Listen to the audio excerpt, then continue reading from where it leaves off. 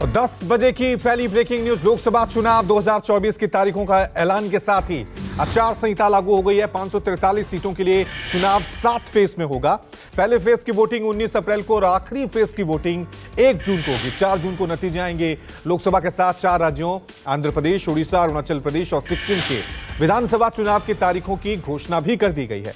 UP, Bihar, Bengal में सभी 7 चरणों में वोट होंगे। वहीं राजधानी दिल्ली और हरियाणा में 25 मई को छठे चरण में वोटिंग होगी। इसके साथ ही नोएडा, मेरठ, गाजियाबाद में 26 अप्रैल को दूसरे फेज में मतदान होगा। लोकसभा चुनाव की तारीख की घोषणा पर विपक्षी दलों ने सवाल उठाए। मल्लिकार्जुन खड़गे ने कहा है कि 7 चरणों का मतलब है कि लगभग सभी विकास कार्य रुक जाएंगे। देश कैसे प्रगति करेगा? चुनाव 3 या 4 चरणों के भीतर पूरे हो सकते थे। वहीं मायावती ने कहा कि अगर चुनाव 3 से 4 चरणों में कराया जाता तो इससे चुनावी खर्च में कमी आती। शिवसेना उद्धव ठाकरे सांसद प्रियंका चतुर्वेदी ने कहा है कि आशा है कि चुनाव स्वतंत्र और निष्पक्ष होंगे। 10 बजे की तीसरी ब्रेकिंग न्यूज। प्रधानमंत्री नरेंद्र मोदी आज दक्षिण के 5 राज्यों का दौरा करेंगे। इस दौरान वो आंध्र प्रदेश, तेलंगाना, केरल, तमिलनाडु और कर्नाटक जाएंगे। आंध्र प्रदेश के पलनाडु जिले में पीएम मोदी, चंद्रबाबू नायडू और अभिनेता पवन कल्याण एक जनसभा में एक साथ नजर आएंगे। आज तीनों दलों की पहली सार्वजनिक बैठक होगी। इसके साथ ही आंध्र प्रदेश में विधानसभा और लोकसभा चुनाव के लिए एनडीए का अभियान शुरू हो जाएगा। आज मुंबई में राहुल गांधी की न्याय यात्रा का समापन होगा। सुबह राहुल गांधी, पार्टी महासचिव प्रियंका गांधी और एक्ट्रेस स्वरा भास्कर ने मुंबई के मणि भवन संग्रहालय से जन न्याय पदयात्रा की। आज यात्रा के समापन के दौरान शिवाजी पार्क में राहुल गांधी बड़ी जनसभा को संबोधित करेंगे, जिसमें अखिलेश यादव, तेजस्वी यादव, फारूक अब्दुल्ला समेत 15 नेता शामिल हो सकते हैं। आम आदमी पार्टी थोड़ी देर में प्रेस कॉन्फ्रेंस करेगी। इस कॉन्फ्रेंस को आपकी मंत्री आतिशी संबोधित करेंगी। प्रेस कॉन्फ्रेंस में आप बड़ा खुलासा कर सकती है। आपको बता दें कि कल ही राज एवेन्यू कोर्ट ने अरविंद केजरीवाल को एक्साइज पॉलिसी केस में जमानत दी है।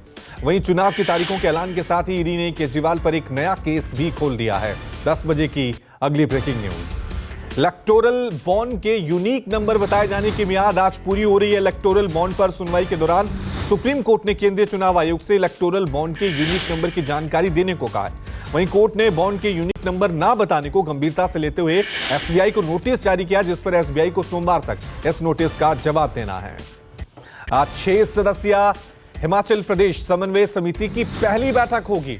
बैठक में लोकसभा उम्मीदवारों पर मंथन होगा, जिसमें राज्य की सभी 4 संसदीय सीटें जीतने की रणनीति पे चर्चा होगी। आपको बता दें कि सुखविंदर सिंह सुक्खू सरकार और हिमाचल कांग्रेस के बीच सहयोग सुनिश्चित करने के लिए हाल ही में हिमाचल प्रदेश समन्वय समिति गठित की गई है। 10 बजे की 8वीं ब्रेकिंग न्यूज।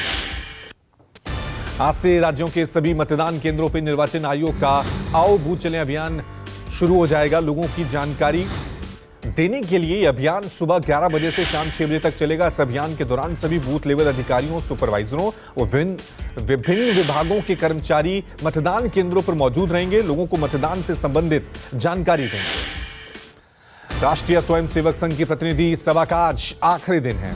बैठक में आरएसएस के करीब 1570 शीर्ष पदाधिकारी मौजूद रहेंगे। आरएसएस बैठकों में संदेशखाली, मणिपुर, किसान आंदोलन के अलावा अन्य मुद्दों पर चर्चा की गई है। बताया जा रहा है कि आरएसएस प्रतिनिधि सभा की बैठक में एक नया सह कार्यवाह या महासचिव चुना जाएगा। 10 बजे की अगली ब्रेकिंग न्यूज। यूक्रेन के साथ छिड़े युद्ध के बीच व्लादिमीर पुतिन रूस के राष्ट्रपति के रूप में एक और 6 साल के कार्यकाल के लिए तैयार हैं।